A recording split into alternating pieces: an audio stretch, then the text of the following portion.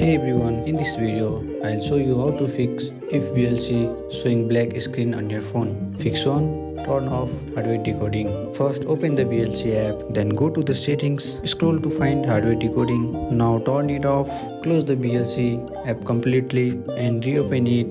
Then play the video again.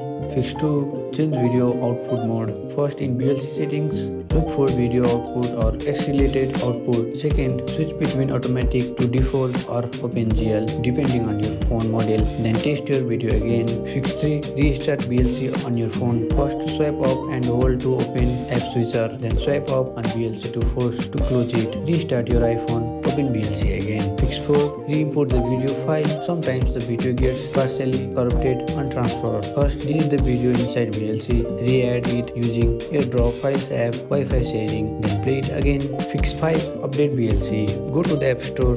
Then search for VLC. Tap on update if there is any. And that's it. This is how you can fix the VLC black screen on your phone. I hope you like this video. If you find this video helpful, drop a like, subscribe to our channel. See you in the next video.